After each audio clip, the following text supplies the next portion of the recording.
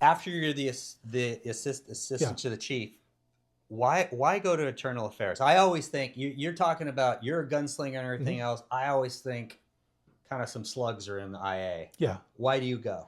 You know what? I go because that's my way to become a detective sergeant. Oh, okay, Yeah, I was a okay. sergeant, and to become a detective sergeant, and you Mm-hmm. have to be a detective. I wasn't a detective, Mm-hmm. so become a detective sergeant, I had to go to internal affairs, So and what's I your was there for two so years. what's your experience there in Oh, it was terrible. It was terrible, dude. I hated it. I hated it. You know what? Is it Yeah. terrible because you're just answering calls you think are nonsense, or is it because there's some legitimate stuff and you don't like what's going on? What? Tell me. I think it's a little bit of both. Okay. I think we did some criminal cases, some really good criminal cases. Back then, internal affairs wouldn't do criminal. Mm. It was during that time that they established a group called Professional Standards Unit Mm-hmm. that did criminal case. Actually, they did, but we would hand them over to them. But there was one criminal case that I actually did Mm-hmm. that it was a righteous. This officer was robbing illegal aliens, and they gave me the case because Spanish speaker, and I understood the community. Mm-hmm. I had this guy dead to rights. The district attorney at the time would not file, and that was heartbreak. That was heartbreaking for me because I had a solid case Mm-hmm. because they were illegal and they didn't think at the time, the district attorney's office, that they were going to win the case based on their statements. And this guy was dirty. He ended up later on getting fired. I had three cases on him, on a gang member, and also one of my victims was a hardcore gang member that this guy had stole $500 from his shoe. Mm-hmm. All my victims, very few people did that. I had my victims polygraphed. Mm-hmm. I mean, very few people do the victim polygraph. I had my victims because I knew the district attorney was not going to file just because they were illegal at the time. You know what I mean? And it Mm-hmm. was against a police officer. Yeah. I'm not saying that all their cases, but on my that one case and gang member. So I had in prison. I had to take the guy was in prison. I had to take the polygrapher to prison to go, or at the camp. He was a juvenile at the time to get polygraph with his Mm-hmm. parents' consent and so forth. But so that was one. The majority of them were complaints, fabricated complaints. I was going to ask you, Yes, how yes. often do you think? Give me a percentage of how many complaints come in that are just total nonsense. 98%. Really? Yes, 98%. He called me the N word. You know what? During my traffic stop, he threw my driver's license. You know what I mean? Mm-hmm. And a couple of those, this is before the cameras. That's why whenever you hear cops say, oh, the cameras are bullshit, why? I wish when I came on in '89 that I had cameras. Yeah. It would have saved me a lot of trips Yeah. going to internal affairs because that camera, use of force Mm-hmm. that I would get or whatever that they investigated, that would have definitely, without a doubt, exonerated me. Yeah. Those cameras. I mean, after I left, the cameras came, and I was, man, I could have cleared that case easily with a videotape. Yeah. Yeah. I'd say probably about 98% are either fabricated or there was a misunderstanding, and I couldn't prove it. I mean, it was only the officer and the person, and if he did use, I mean, I can't sustain it. You know what I mean? So it's unsustained. Yeah. But I think that 98% they were trying to get out of a ticket. You know what I mean? But there is that 1%. There is, to me, that 2% were the officer. And you know what? And if I caught him, you know what? I'm not going to hide it. But everybody seems to think that internal affairs is after you. They're not. Now, in patrol or as a cop, you have that 2%, like I said earlier, that had their money taken. You know what I mean? Had their lunch money taken as kids. Yeah. And you have that 2% in internal affairs.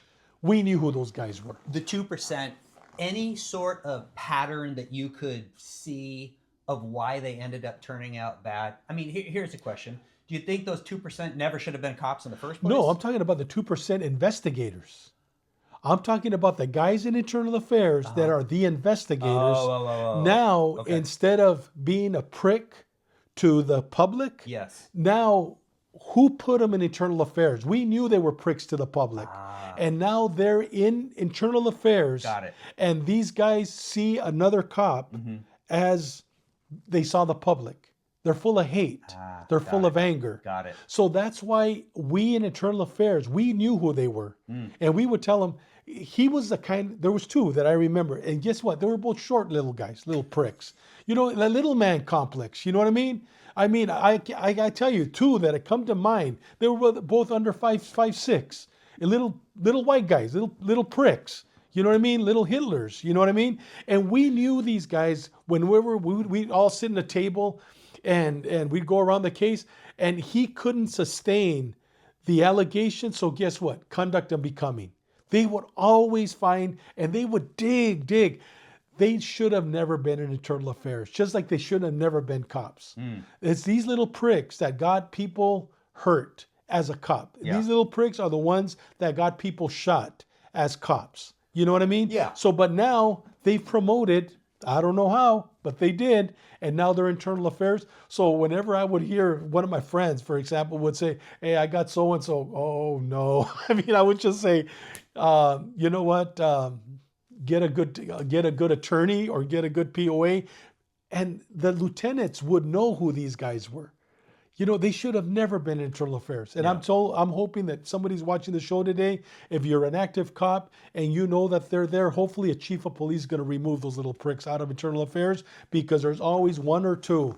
Or maybe you don't. You're lucky if you don't. Yeah. But there's always that little guy that had his money taken. They're always little. What? No disrespect, but these two, I got them here. What about the legitimate investigations that you were doing in IA with cops that were doing things bad? When those things happen, did you ever establish any sort of pattern of, like, maybe the guys should never have been cops, but what was it that kind of made him go bad, if you know? You know what? Divorce. Really? When I was working in narcotics, I mean, we were at my last year and a half. I mean, we were getting seizures of $600,000. I'm not exaggerating. I mean, as a narcotics team, we were, we were hitting it big.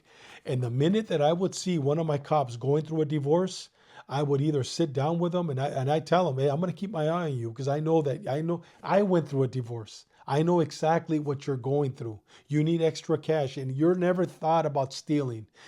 You've never thought about, I need this." You know what I mean? You never justified. That's why it's very important for sergeants that are working narcotics, sergeants that are working specialized units, to know their people, to know them, because you know what? A person that is in need will do drastic things. I don't care if he's the best cop in the world, but divorce, I would always look at them. And I would always, believe it or not, look at also if they were cheaters, they were cheating on their wife. Yeah. I'm not judging them because I was there. Yeah. But I'm telling you, to sustain a certain livelihood, you need extra cash. Yeah. You know what I mean? And you as a cop, you need to be very careful, because you could literally in your mind justify stealing from a cartel guy or from a drug deal, thinking, "Hey, it's not his money, and you know what? I need to pay this off." You know what I mean? So as a supervisor, I mean, that's why I'm telling you that 2%, remember I told you, will probably say, "Contreras moved me." Well, yes, I did. And I probably saved your job. Yeah. Because you know what? You learn these things. Because I went through it. I never stole anything, but I know what it's like. I saw people that I work with become that. So I learned from that.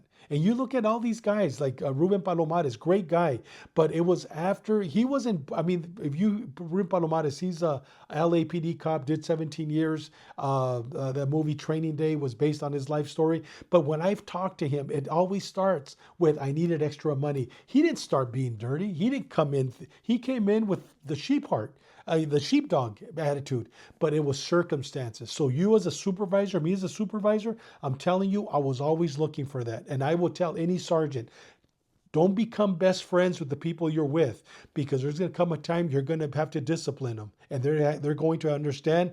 And watch them. Look at their personal life. That's what I saw, that patterns of behavior. Okay.